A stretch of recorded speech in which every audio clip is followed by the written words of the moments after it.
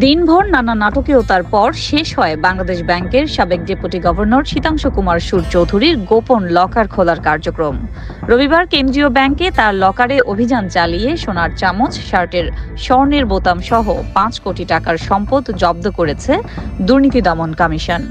যেখানে ১ কেজি স্বর্ণ, $১,৬৯,০০০, ৫৫,০০০ ইউরো ও ৭০ লাখ টাকার এফডিআর পেয়েছে দুদক। সব মিলিয়ে যার আনুমানিক মূল্য প্রায় ৪,৭৫,০০,০০০ টাকা। টানা ১০ ঘন্টার অভিযান শেষে দুদকের পরিচালক এসব তথ্য জানিয়েছেন।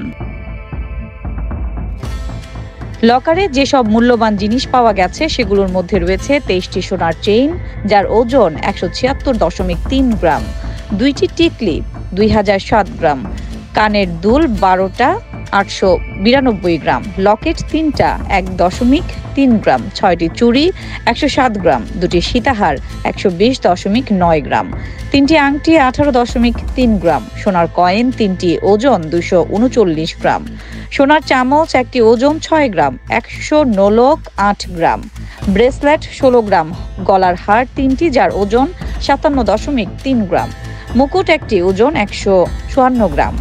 আরেক লকারে চূড় ২টি ৩২.৯ গ্রাম, চুড়ি ২টি ২১ গ্রাম, সীতাহার ১টি ১১ গ্রাম, মুকুট ২ পিস ২১.৭ গ্রাম, লকেট ২ পিস ২৬৮ গ্রাম, টিকলি ১টি ৬৯ গ্রাম, গলার চেইন ৩টি ওজন ৩৯.৩ গ্রাম, গলার হার ২টি ৩২.৫ গ্রাম, কানের দুল ৮টি ৫৮.৮ গ্রাম ও শার্টের স্বর্ণের বোতাম ৪টি ৬২ গ্রাম।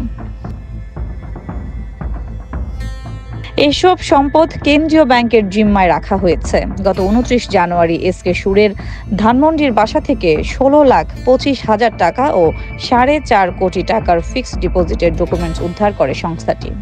সেখানে বাংলাদেশ ব্যাংকের ৩টি লকার থাকার নথি পায় তারা। আদালতের নির্দেশে এসব লকার খোলার অনুমতি পায় দুদক।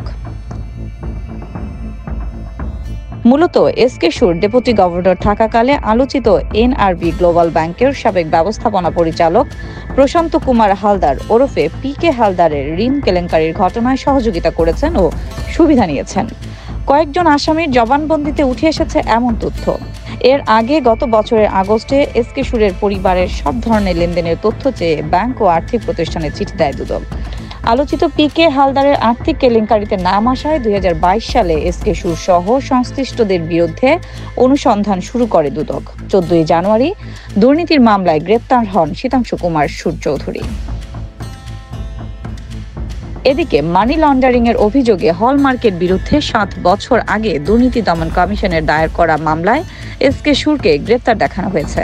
সোমবার ঢাকার মেট্রোপলিটন ম্যাজিস্ট্রেট পার্থ ভদ্র তদন্ত সংস্থা সিআইডির আবেদনের পরিপ্রেক্ষিতে তাকে এই মামলায় গ্রেপ্তার দেখান। এদিন সকালে তাকে কারাগার থেকে আদালতে আনা হয়। এ সময় মামলার তদন্ত কর্মকর্তা সিআইডির ফাইন্যান্সিয়াল ক্রাইম ইউনিটের পরিদর্শক ছায়েদুর রহমান মামলার আসামি হিসেবে তাকে গ্রেপ্তার দেখানোর জন্য আবেদন করেন। সুরের পক্ষে কোনো আইনজীবী ছিলেন না। আদালত তার বক্তব্য শুনতে চাইলে তিনি আদালতের কাছে তাকে কোন মামলায় গ্রেপ্তার দেখানো হয়েছে সে সম্পর্কে জানতে চান। এ সময় মামলার ব্যাপারে কিছু জানেন না বলে আদালতে উল্লেখ করেন তিনি। এরপর আদালত তাকে এই মামলায় গ্রেপ্তার দেখিয়ে কারাগারে পাঠানোর আদেশ দেন।